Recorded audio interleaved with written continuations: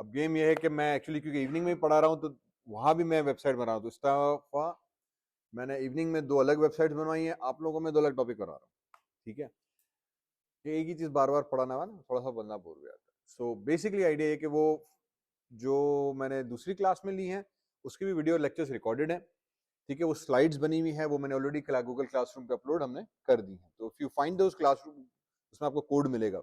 दोस्त कोड वही है जो आपके लैब मैनुअल में है।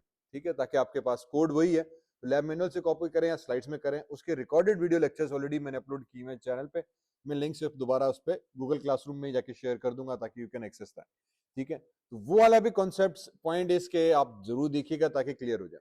ठीक है, आप लोगों को मैं दूसरी टॉपिक करा रहा हूं ताकि उन स्टूडेंट्स को भी फिर इस तरह मिल जाए, क्योंकि 2 क्रेडिट आवर है and we can do many things with HTML, और टेक्निकली भी इसी के अंदर ही हम बहुत सारी और गेम्स खेलते हैं। तो आगे चल के भी मैं कुछ और ऐसी चीजें होंगी कि जो in other words will be pre recorded lectures, do please watch them. ठीक है, तो टेक दिस एज के यार वेब डेवलपमेंट में कुछ चीजें मैं क्लास में लाइव पढ़ा रहा हूँ, कुछ के मैं प्री रिकॉर्डेड स्लाइड्स और मटेरियल्स दे दूंगा कि यार you can watch this online, और if then there is an confusion तो फिर हम लैब के सेशन में इसको बैठ के डिस्कस कर सकते हैं।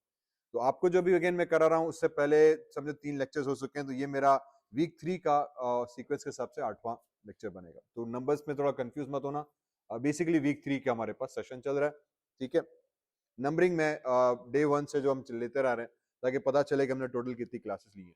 तो 2 समझो मैंने आपके लिए 2 इस हफ्ते की टेक्निकली प्री रिकॉर्डेड है, वो मैंने अपलोड की हुई है यूट्यूब पे, काइंडली उसको जरूर देख लीजिएगा ताकि कवर अप हो जाए। कॉन्सेप्ट उसमें भी वही है, कोई अलग चीज नहीं है, पर उसमें दूसरी वेबसाइट है, इसमें थोड़ी दूसरी वेबसाइट है, ताकि थोड़ा सा अलग अलग हमारे पास फ्लेवर हो जाए तो आइडिया में मिल जाएगा।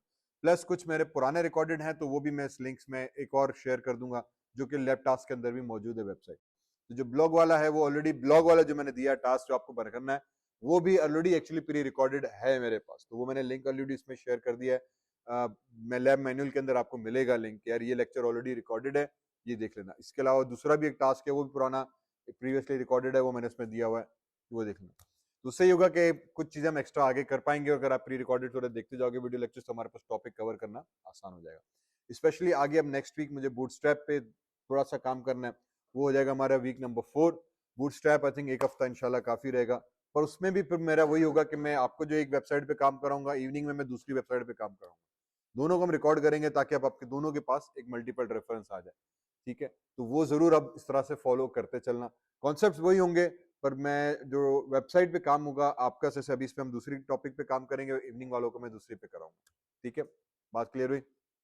हाँ, एक्सीलेंट हो गया।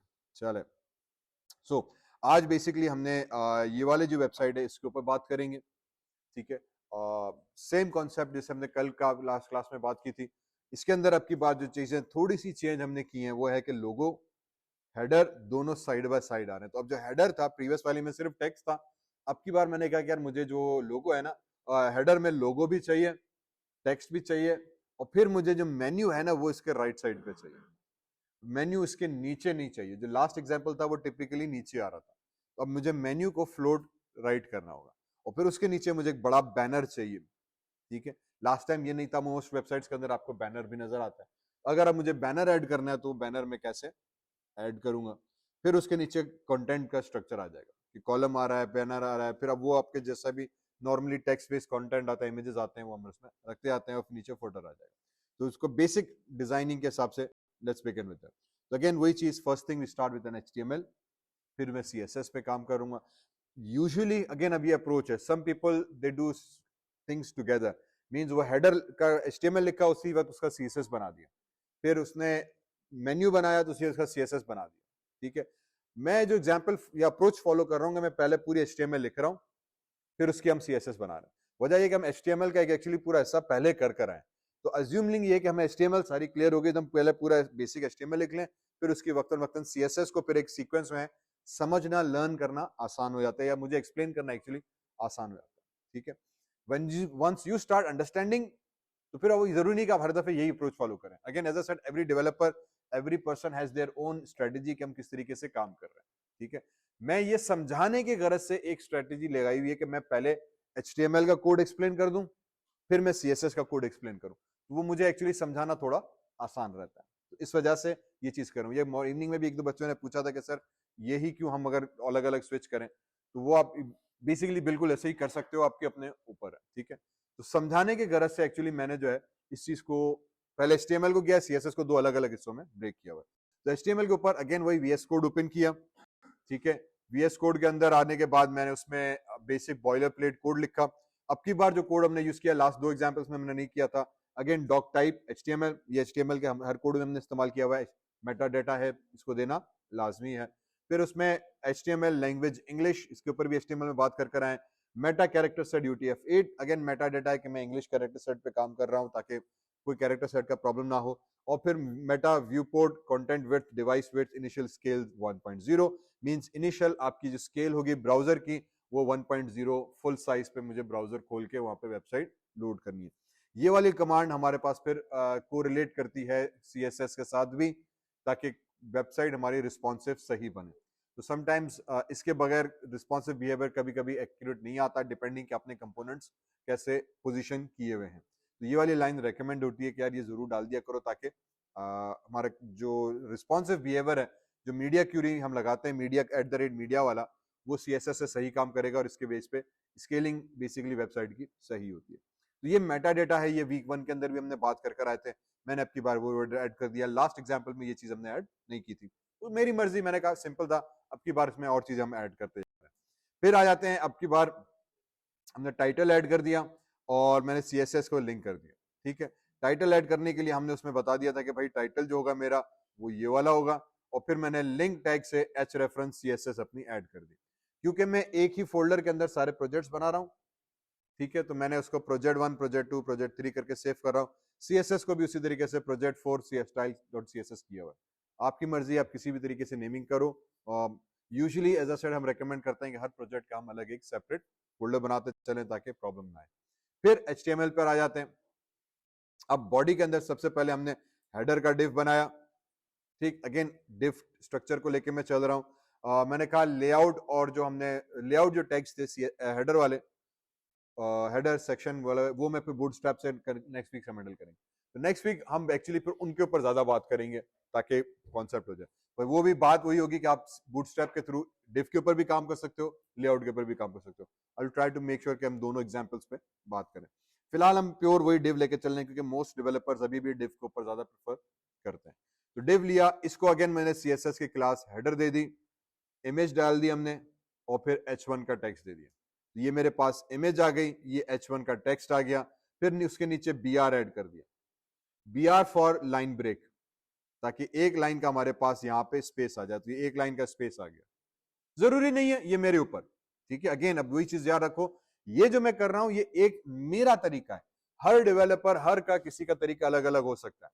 आपको BR ऐड नहीं करना, ना करें, कभी कभी हम ऐड भी करते हैं depending on line alignment placement, इस तरह से स्टाइल लेफ्ट करना राइट करना। तो हर किसी का अपना एक स्टाइल होगा, इसका कोई राइट और रॉन्ग आंसर नहीं है, इसका कोई राइट और रॉन्ग आंसर नहीं है। ये आपकी अपनी अप्रोच के ऊपर है कि हम किस तरीके से फॉलो कर रहे हैं। तो मैंने इस तक BR ऐड कर दिया, फिर उसके बाद डिव टैग ऐड कर दिया। डिव के अंदर अगेन मैंने क्लास नेविगेशन बनाई, ताकि मैं CSS में नैव को कॉल करूंगा तो ये मेरा नेविगेशन मेन्यू पूरा कॉल होगा। मैं क्लास हेडर को कॉल करूंगा तो ये उससे ऊपर वाला जो हेडर का सेक्शन है, ये वाला पूरा मेरे पास हेडर का बन गया। फिर इसके अंदर भी वही चीज हमने की, एंकर टैग, href, क्योंकि फिलहाल डमी वेबसाइट बना रहा हूँ, डमी लिंक्स बनाने तो मैंने हैश दे दिया, और फिर पहला लिंक का नाम रखा होम, और फिर कॉपी पेस्ट करते हुए 5-6 लिंक्स बना दिए। ये हमारे पास स्टैंडर्ड HTML बन गया। फिर इसी को और आगे हमने एक्सटेंड किया, उसके बाद मैंने इमेज बैनर ऐड करनी थी तो एक और डिव बनाया।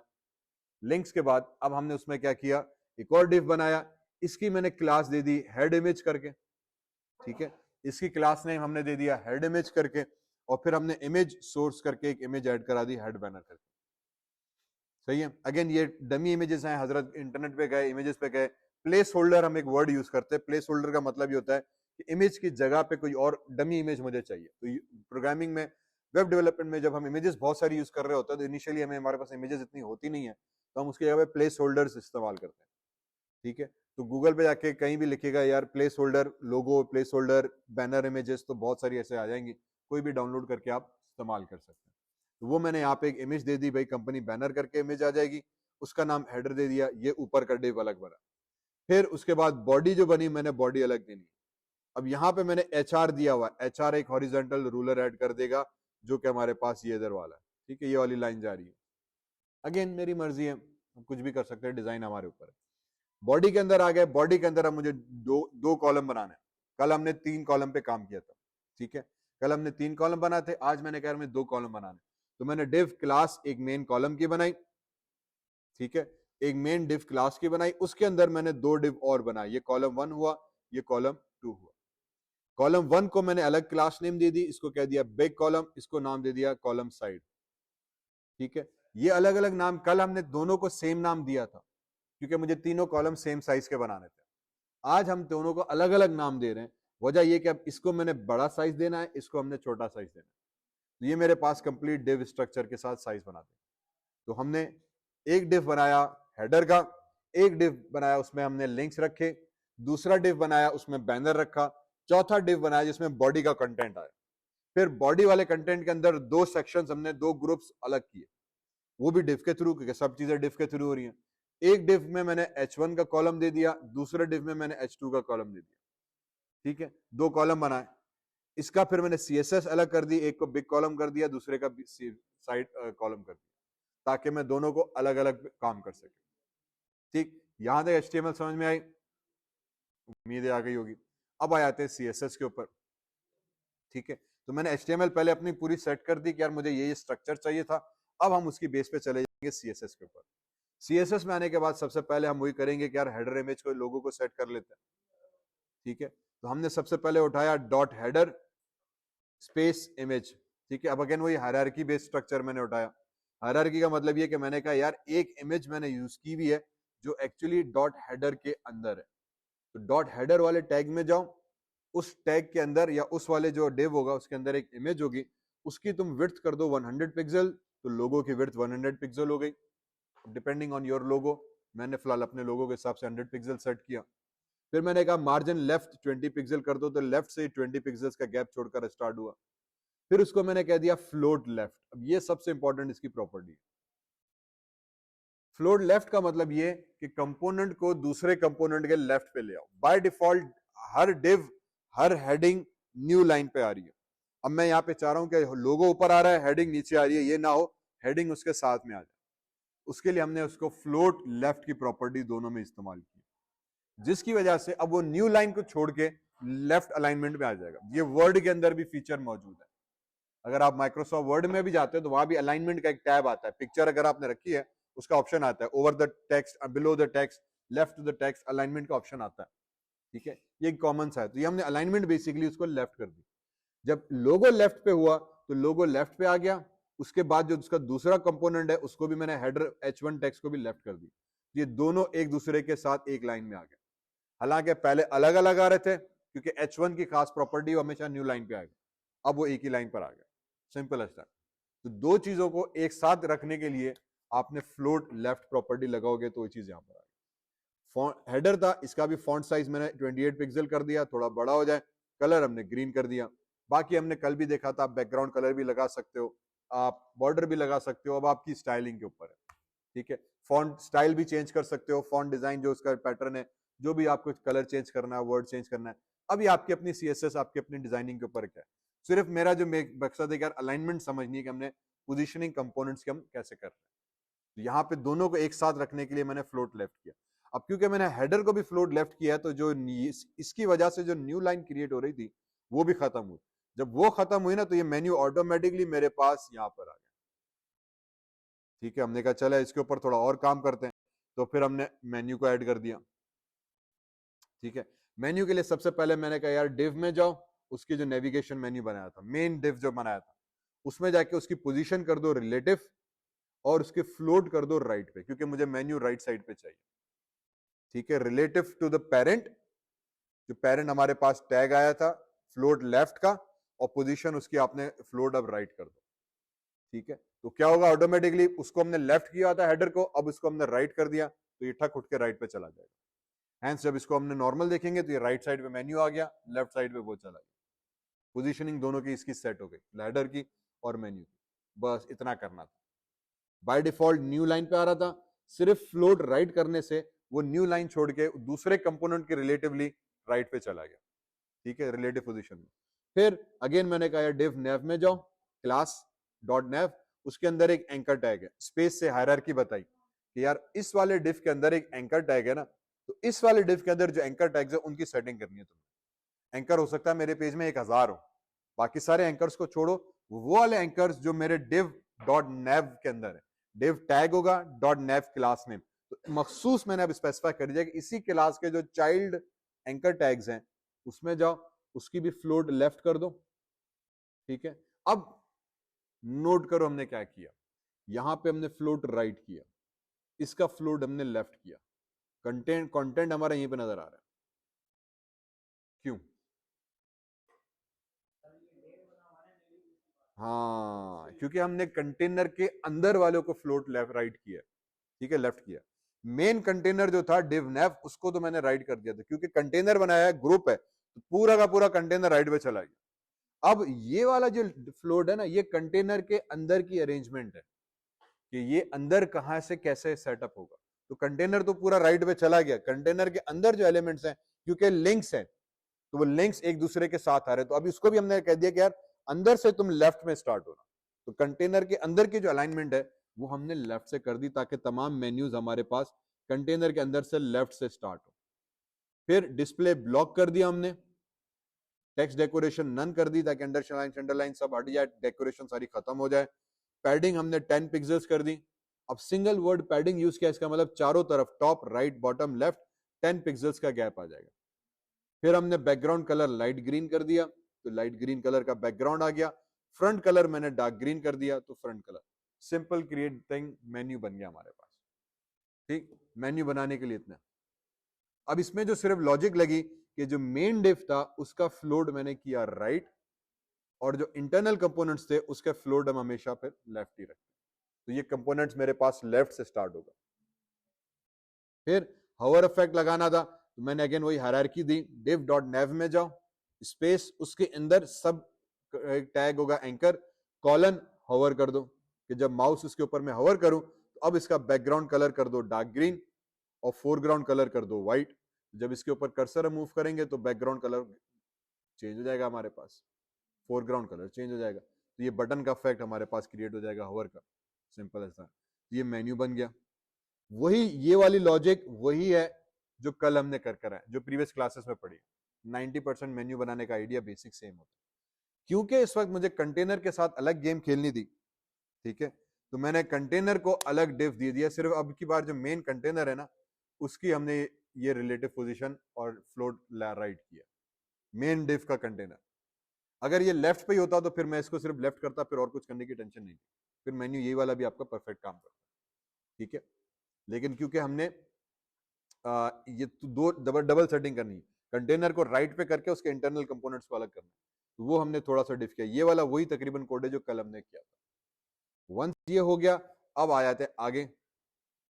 आगे आने के बाद हमें जो बैनर था अब इसको एडजस्ट करना है, तो ये नैव रहा, एंकर टैग रहा, होवर रहा, ये वही वो कोड प्रीवियस रहा। अब हम उठाएंगे यार div डॉट हेड इमेज, एक div टैग है जिसकी क्लास नेम है डॉट हेड इमेज, सेलेक्टर लगा दिया, उसके अंदर एक इमेज करके हमने चीज बनाई हुई है। कुछ हुआ ना? ये क्यों आ गए?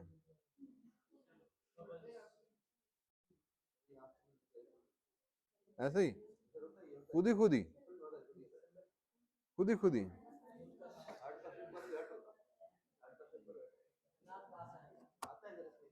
अच्छा ठीक, चलें। सो हेड डॉट इमेज हमने लगाई कि यार डिव में जाओ, हेड इमेज होगी, उसके अंदर हमारे पास एक इमेज का टैग होगा। इमेज का टैग लगाने के अंदर जाओगे ना, उसमें हमने उसकी विड्थ कर दी 100%। जब विड्थ 100% कर दी तो इनिशियली जो इमेज थी मेरे पास, मैंने बैनर बहुत बड़ा बनाया हुआ उठाया हुआ था, ठीक है, और क्योंकि मैं अभी फिलहाल साइड बाय साइड काम कर रहा हूँ, स्क्रीन को मैंने स्क्वीज किया हुआ है, तो इमेज बहुत बड़ी थी तो आधी नजर आ रही थी, कट क्या गई थी। अब मैंने उसको 100% पे लगा दिया यहाँ पे। विड्थ जब हमने 100% कर दी, तो अब इसका मतलब ये हुआ कि अब मैं उसको बता रहा हूं कि जितनी स्क्रीन साइज तुम्हें दी जा रही है उस हिसाब से 100% एडजस्ट कर। तो ऑटोमेटिकली अब मुझे पिक्सल्स में देने की जरूरत नहीं पड़ी, मैंने इमेज को रिस्पॉन्सिव कर दिया by giving a percentage sign. तो क्योंकि मैंने स्क्रीन की साइज छोटी की हुई है, अब उसको स्क्रीन टोटल मिली ही इतनी हुई है, तो उसके हिसाब से इमेज ऑटोमेटिकली रिसाइज होकर 100% हो गई। अब जैसे जैसे आप स्क्रीन की साइज बढ़ाते जाओगे आपकी इमेज ऑटोमेटिकली स्ट्रेच होती जाएगी, क्योंकि आपने उसको परसेंट में दिया हुआ है। परसेंट का मतलब ये है कि स्क्रीन की साइज को एडजस्ट करो अकॉर्डिंगली, तो जो कंपोनेंट होगा वो स्क्रीन के साइज के हिसाब से एडजस्ट होता जाएगा, 100% ऑक्यूपाई करेगा। हमने कह दिया जबरदस्त गेम हो गई। पोजीशन हमने रिलेटिव कर दी, रिलेटिव की ताकि वो जो अपना उसके पेरेंट था डिव वाला, उसके बाद रिलेटिवली हमारे पास वहीं का वहीं रहा। ठीक है, क्योंकि डिव के ऊपर मैंने फ्लोटिंग राइट लगाई हुई है, उसके कंपोनेंट्स को फ्लोट लेफ्ट लगाया हुआ है, तो ये अलाइनमेंट उस हिसाब से एडजस्ट करेगा। तो ये पोजीशन रिलेटिव देने का मतलब ये क्या, उसके बाद इस कंपोनेंट के बाद तुम रिलेटिवली उसी के पास मौजूद रहो, ताकि ऑर्डर हमारे पास कंपोनेंट्स का शफल ना करे। ठीक, ये सिंपली इमेज का इतना किया, मेरे पास इमेज आ गई। और जो स्टाइल आप देना चाहो, ट्रांसपेरेंसी, ओपेसिटी, एनिमेशन, इसके ऊपर ओवरले टेक्स्ट देना चाहो, सब आप दे सकते हो, आपकी मर्जी है। फाइनली मैं आ जाता हूं कंपोनेंट्स के अंदर, बॉडी एरिया के अंदर। बॉडी एरिया में आ गए तो मेरे पास एक मेन div डॉट कॉलम करके था, जो मेजर हमारे पास इस मेन दोनों कॉलम को हैंडल कर रहा है। उसके अंदर जाके मैंने कह दिया यार इसका फ्लोट लेफ्ट करो, कि ये लेफ्ट साइड से स्टार्ट हो। मार्जिन 5 पिक्सल करो, तो ये 5 पिक्सल का गैप यहां से स्टार्ट हो गया, 5 यहां से, 5 टॉप से, 5 राइट से और 5 बॉटम से। ठीक है, क्योंकि आपने सिंगल मार्जिन प्रॉपर्टी दी है, वही वाला रूल। मार्जिन सिर्फ सिंगल वर्ड लिखा, उसको सिंगल वैल्यू दी, तो ऑटोमेटिकली चारों पे अप्लाई करेगा, short hand property. Padding single word लिखा, सिंगल प्रॉपर्टी दी, तो चारों पे अप्लाई करेगा। तो हमने सिंगल प्रॉपर्टी दे दी पैडिंग की भी, तो ये 10 पिक्सल्स का गैप उसने यहां से छोड़ा, 10 का ऊपर से, 10 का नीचे से, 10 का लेफ्ट से छोड़ेगा। बॉर्डर हमने दे दिया 1 पिक्सल सॉलिड, तो 1 पिक्सल का बॉर्डर आ गया। ठीक है, ये दोनों के ऊपर इसने सेम सेटिंग्स अप्लाई कर दी, क्योंकि मैंने कह दिया कॉलम डिव, तो डिव डॉट कॉलम में जाओ, उसके अंदर जो मैंने डिव बनाए हुए हैं उन सब के ऊपर ये वाली सेटिंग अप्लाई कर दो, उन सब के ऊपर उसने अप्लाई कर दी। अब मैं स्पेसिफिक कर रहा हूं कि डॉट कॉलम बिग, जो डॉट कॉलम बिग वाला क्लास थी ना, उसकी साइज 70% कर दो तुम स्क्रीन के हिसाब से, तो ये 70% स्क्रीन के हिसाब से साइज होगा। और जो डॉलम कॉलम साइड होगा उसकी विड्थ हमने 23% कर दी। हैंस इसकी साइज हमारे पास स्क्रीन के गिवन स्पेस का 23% इसको मिलेगा, 70% इसको मिलेगा।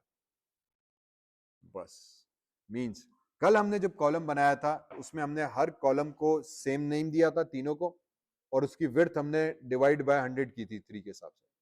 ठीक है, अब की बार मैंने क्या कहा कि मैंने मेन एक डिव बनाया, और मैंने कहा कॉलम जो div dot column main column है, जो इन दोनों को कंपास कर रहा है, जिसका इन दोनों का पेरेंट है, सॉरी, उसके अंदर जाओ, उसके अंदर ये सेटिंग करो, तो हैंस दोनों की सेटिंग सेम आ गई। ठीक है, हमने कह दिया सही होगी गेम। उसके बाद अब क्योंकि हर कॉलम को मुझे अलग अलग कंट्रोल करना है साइज के हिसाब से, तो मैंने हर कॉलम को एक्चुअली नाम अलग दिया हुआ था। तो जो कॉलम बिग करके था उसको हमने 70% विड्थ दे दी, बाकी कुछ नहीं छेड़ा। कॉलम साइड जो था उसको हमने 23% दे दी, बाकी कुछ नहीं छेड़ा। ठीक है, मींस इसकी साइज अलग की, इसकी साइज अलग की, बाकी ओवरऑल सेटिंग मैंने पेरेंट को चेंज दे दी, बाकी ओवरऑल सेटिंग मैंने पेरेंट से कंट्रोल की, क्योंकि बाकी ओवरऑल मुझे उसकी स्पेसिंग, मार्जिन, फ्लोट, बॉर्डर सब चाहिए। तो बजाय कि ये चारों को मैं अलग अलग दूं, दोनों को मैंने अलग अलग दूं, मैंने मेन को कंट्रोल किया और हमने मेन को। ठीक है, अब अगेन ये मेरी अप्रोच है। अगर आप काम करने बैठे और आप कह रहे हो नहीं यार मैं इसको अलग करना चाह रहा हूं, इसको अलग करना चाह रहा हूं, ये भी परफेक्ट है, वही बात, देयर इज नो राइट और रॉन्ग थिंग। ठीक है, मैं ये वाली सेटिंग्स इसके अंदर भी लिख सकता हूं अलग से, इसी तरह से ये वाली सेटिंग इसके अंदर भी लिख सकता हूं। हो सकता है कि मैं कहूँ यार ये साइड बार है, इसमें शेयर मेन्यू या टॉप न्यूज या लॉगिन का ऑप्शन आएगा, इसकी पैडिंग, मार्जिन अलग मैंने थोड़ा सा कंट्रोल करनी है, बैकग्राउंड कलर अलग होना चाहिए, तो ये मैं पूरा मैंने बेसिकली समझो अलग बना दिया ऑलरेडी। अब मेरी मर्जी में साइड के अंदर क्या सेटिंग रख रहा हूं। मैं कह रहा हूं ये मेन कॉलम आ गया, इसके अंदर भी कंटेंट न्यूज की तरह से आएंगे, तस्वीर आएगी, पोस्ट आएगा, इसकी alignment, setting, background colour, padding मैं डिफरेंट करना चाह रहा हूं, तो इसकी मैं सेटिंग यहाँ पे अलग से दे सकता हूँ। फिलहाल मैंने एग्जाम्पल के तौर पे दोनों को जो मेन सेटिंग है यहाँ पे डाल दी, यार दोनों को मेन को यहाँ से कंट्रोल करो, पेरेंट को दे दिया ताकि चाइल्ड कंट्रोल हो जाए, और फिर चाइल्ड में सिर्फ मैंने विड्थ दे दी ताकि विड्थ दोनों के अलग अलग हो। अब ये अब आपके ऊपर है कि यार आप कैसे कर रहे हो। ठीक है, ये एक अप्रोच, दो अप्रोच, हर डेवलपर की अपनी डिफरेंट स्ट्रेटेजी बैठती है कि यार वो किस तरह काम कर रहा है। जो अगेन असल पॉइंट टू अंडरस्टैंड इज, हमें प्रॉपर्टीज से हम इफेक्ट कैसे अचीव कर रहे हैं, बस। ठीक है, तो प्रॉपर्टीज लगाते चले गए और हमने इफेक्ट अचीव करते गए।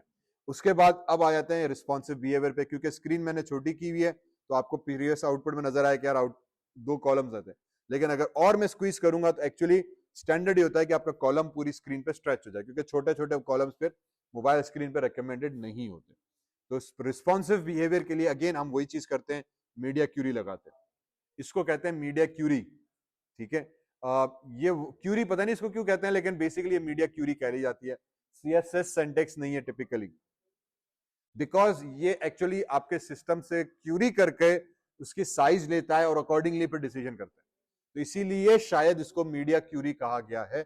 लेकिन बेसिकली क्योंकि एट द रेट मीडिया है, तो ये हमारे पास मीडिया का एक सिलेक्टर आ जाता है, इसको हम देते हैं स्क्रीन। ये भी कीवर्ड है, रिजर्व वर्ड है सीएसएस के लिए। सीएसएस को पता है कि मैं स्क्रीन की क्यूरी उठा रहा हूं। एंड ऑपरेटर आता है कंडीशनल, यहाँ पे मैक्सिमम विड्थ भी रिजर्व वर्ड और कीवर्ड है, और फिर उसको हम स्क्रीन साइज दे देते हैं 600 पिक्सल्स की। तो स्टैंडर्ड 600 पिक्सल्स की जो स्क्रीन है, इसका मतलब है कि जब आपकी वैल्यू 600 या उससे कम तक है, तो उसके बाद आप ये वाली सीएसएस एग्जीक्यूट करो, तो ऑटोमेटिकली एक कंडीशनल स्टेटमेंट बन जाती है, ठीक है। एंड की वजह से ऑटोमेटिकली एक मीडिया क्यूरी जो है कंडीशनल स्टेटमेंट बना देता है, ठीक है। ये ऑटोमेटिकली चेक करेगा कि आपकी स्क्रीन की साइज अगर 600 पिक्सल या उससे कम है, तो अब उसके नतीजे में क्या करूं। अब ये सीएसएस मुझे खुद बतानी पड़ेगी। अगर मेरी स्क्रीन की साइज इस महदूद साइज के हिसाब से छोटी हो गई, तो मेरा लेआउट अब कैसे होना चाहिए, अब ये मेरे ऊपर है। उसमें फिर हम एक्चुअली समटाइम्स पूरी सीएसएस दोबारा लिख लेते हैं। बहुत सारी वेबसाइट्स प्रोफेशनली फिर कंप्लीट ये जो सीएसएस है ना, ये सारी तकरीबन सारे कंपोनेंट्स को दोबारा चेंज कर लेते हैं, ताकि हमारी जो वेबसाइट है वो कंप्लीटली मोबाइल फ्रेंडली बन जाए, कंप्लीटली मोबाइल फ्रेंडली बन जाए। एक चीज कहलाते हैं हम रिस्पॉन्सिव लेआउट, कि स्क्रीन रिस्पॉन्स कर रही है अकॉर्डिंग टू स्क्रीन साइज, और एक चीज कहलाती है मोबाइल फ्रेंडली टर्म, ये भी यूज की जाती है। मींस जब आप मोबाइल पे देखो तो वो मोबाइल के हिसाब से आपको वेबसाइट बड़ी सिंपल नजर आए, वेबसाइट पे देखूं तो वेबसाइट स्क्रीन पे बड़ी एक प्रॉपर वेबसाइट के तौर से नजर आनी चाहिए, जो अभी हम बनाते हैं। लेकिन मोबाइल पे ना हम एक्चुअली वेबसाइट को डिफरेंट तर्ज पे देखते हैं, in a form of an app specifically. हम मोबाइल पे स्क्रीन को ना ऐप के तौर पे वेबसाइट देखना चाहते हैं, क्योंकि मोबाइल की स्क्रीन छोटी हो जाती है, सॉरी। तो उसको हम कहते हैं मोबाइल फ्रेंडली रिस्पॉन्सिव बिहेवियर, कि मोबाइल की स्क्रीन के हिसाब से आपके कंटेंट पूरा तब्दील हो जाए। फॉर एग्जाम्पल इस वक्त जो सिर्फ एक छोटी चीज हमने की है, मैंने कह दिया कि जब अगर स्क्रीन साइज 600 से छोटी हो जाए, तो div डॉट कॉलम में जाओ, और उसके जो इंटरनल सब डिव्स हैं, दोनों छोटे और बड़े, दोनों की विड्थ आप सेट कर दो 100%। पहले हमने नॉर्मल लेआउट में एक की है 70, दूसरे की है 23, ठीक है। एक की है 70, दूसरे की है 23। मैं कह रहा हूं कि अगर स्क्रीन साइज छोटी हो जाए, अब दोनों के लेआउट को 100% ऑफ द स्क्रीन कर दो, ताकि अब वो छोटे छोटे कॉलम नजर ना आए, मुझे पूरी स्क्रीन का कॉलम नजर आए। ये एक चीज हमने की है। दूसरी चीज हम कर सकते हैं, मे बी लोगो का और छोटा कर दें। हो सकता है लोगो बड़ा हो, स्क्रीन में खोलूं तो पता चला आधा पेज पे पूरा मेरा आधी स्क्रीन पे लोगो आ गया, ठीक है। तो हम फिर यहाँ पे दे सकते हैं कि यार image head dot image width 100% की जगह पे जो है ना, हम उसके यहाँ पे अब हाइट भी दे देंगे। Width 100%, height 50%। थोड़ा स्क्रीन को स्क्वैश कर दो, तो हाइट से थोड़ी और छोटी कर दो, या विड्थ को 75% कर देंगे, ताकि थोड़ी सी तस्वीर छोटी हो जाए, ठीक है, ताकि अगर बड़ी नजर ना आती है। अब हम टेस्ट करके देखेंगे कि मैंने जो इमेज लगाई है ना, क्या वो बड़ी लग रही है, छोटी लग रही है, कैसे एडजस्ट हो रही है। लकीली इन माय केस मेरे पास अगर ये मोबाइल की स्क्रीन है ना 6 इंच की, तो यहाँ पे सही लग रही है, पर हो सकता है कि बड़ी हो। फॉर एग्जाम्पल अगेन सबसे बड़ा प्रॉब्लम, इसीलिए हम कहते हैं responsive layout is very critical, क्योंकि कुछ मोबाइल 5 इंच के हैं, कुछ 5.4 के हैं, 5.6 के हैं, कुछ 6 के हैं, कुछ 6 के हैं। तो screen sizes are varying a lot, we can not adjust according to every screen. But अब एक हम रफ आइडिया जरूर लेते हैं कि यार डिफरेंट स्क्रीन साइज पे हमारी वेबसाइट कैसे लगेगी। इसीलिए मोबाइल फ्रेंडली टर्म यूज की जाती है कि क्या ये वेबसाइट मोबाइल फ्रेंडली है या नहीं है। बहुत सारी वेबसाइट जब आप चेक करोगे आपको मोबाइल फ्रेंडली नहीं मिलती। रिस्पॉन्सिव एक अलग चीज है कि लेआउट अरेंज हो जाएगा, लेकिन वो प्रॉपरली मोबाइल फ्रेंडली नहीं होती। उसमें टच कहीं पे कुछ मेन्यूज पे काम नहीं करता, हॉवर इफेक्ट सही काम नहीं करता, लिंक्स सही काम नहीं कर रहे होते, क्योंकि वो वेबसाइट के हिसाब से बेसिकली बिहेव कर रहे होते हैं। स्पेशली जब हम जावास्क्रिप्ट पे जाते हैं, जो वेबसाइट प्योरली जावास्क्रिप्ट बस बनती है, उसमें एक्शंस भी जावास्क्रिप्ट है, वो फिर मोबाइल फ्रेंडली नहीं होती। इसी तरह बीच में फ्लैश आता था, किसी टाइम पे फ्लैश बेस्ड वेबसाइट्स बहुत बनती थी, वो मोबाइल फ्रेंडली डिजास्टर था, ठीक है। तो उसमें आजकल अब वो मोबाइल के ऊपर उन्होंने बंद कर दिया तो पूरी फ्लैश बेस्ड वेबसाइट खत्म हो गई, वरना पहले फ्लैश बेस्ड वेबसाइट्स बनती थी और बहुत जबरदस्त इंटरेक्टिव एनिमेशन के हिसाब से कमाल बनती थी, और वो मोबाइल फ्रेंडली एप्लेट्स नहीं थे, जावा में एप्लेट्स यूज करते थे हम, खत्म हो गया। बहरहाल सॉरी, मैं बात एक पूरी कर दूं, ठीक है। तो यहाँ पे अभी हमने कहा डिव कॉलम विड्थ 100% करो। अगर मुझे और इसमें करना है तो इस वक्त देखो मेन्यू ये नजर आ रहे हैं, अगर ये मेरी 5 इंच की स्क्रीन है ना, तो अब मेन्यू इतने छोटे हो गए कि मुझे ढूंढना पड़ेगा कि यार कहां दबाऊं। फिर मैं क्या करूंगा, मेन्यू को मुझे हाइड करना पड़ेगा। तो मैं करूंगा मेन्यू वाला जो डिव है, डिस्प्ले जो ब्लॉक किया था उसको नन कर देंगे। डिस्प्ले जो ब्लॉक किया था, डिस्प्ले को हम नन कर देंगे कि यार मेन्यू हाइड हो जाए। जब मेन्यू हाइड हो जाएगा उसकी जगह पे फिर हम एक और कंपोनेंट शो करा देंगे जो पहले मुझे HTML में बना के रखना पड़ेगा। एक इमेज, एक आइकॉन हैमबर्गर का, उसका डिस्प्ले बाय डिफॉल्ट नन होगा, उसको मैं फिर यहां पे दे दूंगा कि अब तुम्हारा डिस्प्ले ब्लॉक बन जाए, तो वो आइकॉन बन जाएगा। फिर उस पर मुझे इवेंट लगाना पड़ेगा कि जब मैं तुम पे क्लिक करूं तो ड्रॉप डाउन मेन्यू डिस्प्ले हो जाए। मींस अब ये पूरी कोडिंग हम अलग से सिर्फ रिस्पॉन्सिव बिहेवियर के लिए करेंगे, करनी पड़ती है कि यार अगर ऐसा हो तो मेरे वेबसाइट कैसा है। फिर हेडर किस तरह नजर आए, हो सकता है मैं हेडर इस तरह नहीं चाह रहा, अब मेरे मोबाइल स्क्रीन में हेडर बहुत बड़ा हो गया, मुझे हेडर का लेआउट भी चेंज करना पड़ेगा, मेन्यू का लेआउट भी चेंज करना पड़ेगा, इमेज को भी चेंज करना पड़ेगा, कॉलम के अंदर अब डेटा में तस्वीरें कैसे रख रहा हूं उसका लेआउट, फॉन्ट साइज, ठीक। तो पॉइंट ये कि अब यहाँ पे फिर अलग से पूरी कोडिंग होने शुरू हो जाती है। कोडिंग भी उसी तरीके से होगी जो अभी करते हैं, पर अब आपको जहन में साइज, स्टाइल, पैडिंग, मार्जिन, इसको थोड़ा सा डिफरेंट करते हैं। नॉर्मली फॉर एग्जांपल मैंने 20 पिक्सल्स की मार्जिन दे दी, मैं कह दिया ठीक है, या 10 पिक्सल्स की यहाँ पे पैडिंग दे दी, क्योंकि मोबाइल है ऑलरेडी छोटी है तो इतना ज्यादा गैप मजा नहीं करेगा, अच्छा नहीं लगा। तो मोबाइल के हिसाब से फिर मैं पैडिंग कम कर दूंगा, 5 पिक्सल तक की कर देंगे, 3 की कर देंगे, 2 की कर देंगे, ताकि थोड़ा गैप नजर आए, टेक्स्ट मुझे क्लियर नजर आए, सही है। तो इस चीज को हम कहते हैं मेकिंग श्योर कि आपकी वेबसाइट रिस्पॉन्सिव भी हो और स्ट्रक्चर भी नजर आए। तो जब हम नॉर्मल काम करते हैं, ये मेरे पास नॉर्मल वेबसाइट लेआउट आ जाएगा, जब इसको मैं स्क्वैश करूंगा तो इस तरह से मेरे पास आ जाएगी। इस वक्त हमारे पास मेन्यू ये राइट पे फ्लोट कर रहा है, कंटेनर से लेफ्ट टू राइट उसका मेन्यू सिस्टम जा रहा है। जब मोबाइल स्क्रीन पर आएगा तो ये ऑटोमेटिकली उसके नीचे आ जाएगा, ठीक है। और ये लोग बैनर छोटा हो गया और कंपोनेंट्स छोटे हो गए, 100% इसकी हमारे पास कॉलम्स की विड्थ हो गई। सॉरी, यस सर, जो हम इमेज के लिए यूज़ करते हैं वो फिट यूज़ करते हैं ना, ताकि जो हमारी जो इमेज है वो ज़्यादा फटे नहीं और रिस्पॉन्सिव हो जाए,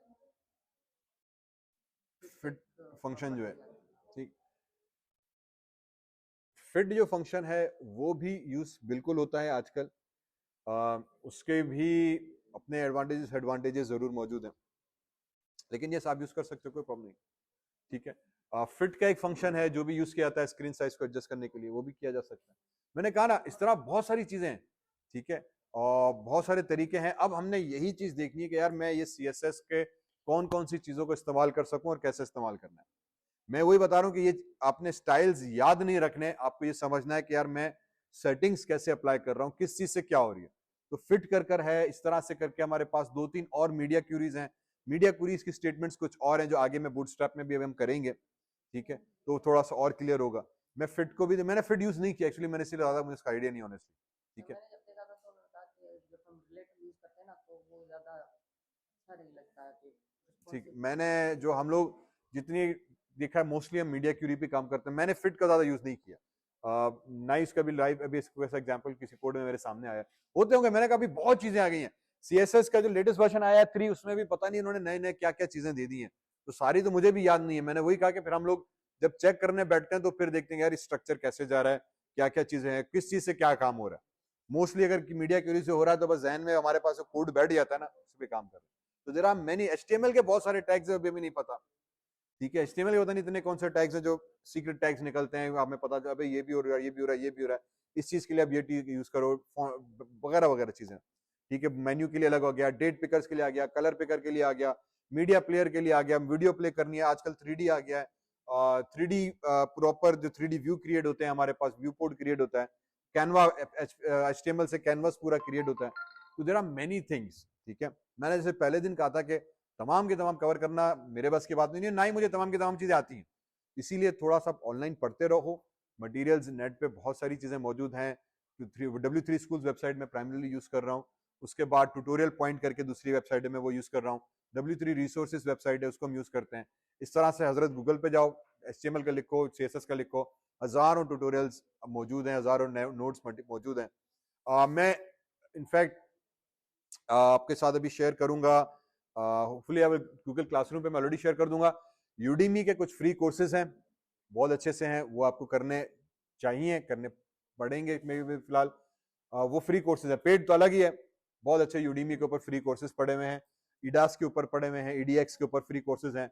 कोर्सेरा शायद अभी यूनिवर्सिटी के पास लाइसेंस आया हुआ है, सर मोहम्मद अली मेमन उसके कोऑर्डिनेटर हैं, you can find them out, you can get Coursera license, वहां पे सर्टिफाइड इंटरनेशनल यूनिवर्सिटी के कोर्सेज हैं, you can do that as well. ठीक है, तो डू लुक इनटू इट। ये मैं कुछ लिंक्स शेयर कर दूंगा कोर्सेज के, गूगल के कुछ कोर्सेज हैं वो भी आप कर सकते हैं। मैंने गिटहब का एक कोर्स का लिंक किसी टाइम शेयर किया था, आई डोंट नो किसी ने किया नहीं किया। ठीक है, सो बहरहाल there are other courses, other materials as well. बहुत सारी चीजें जिसको हम तमाम की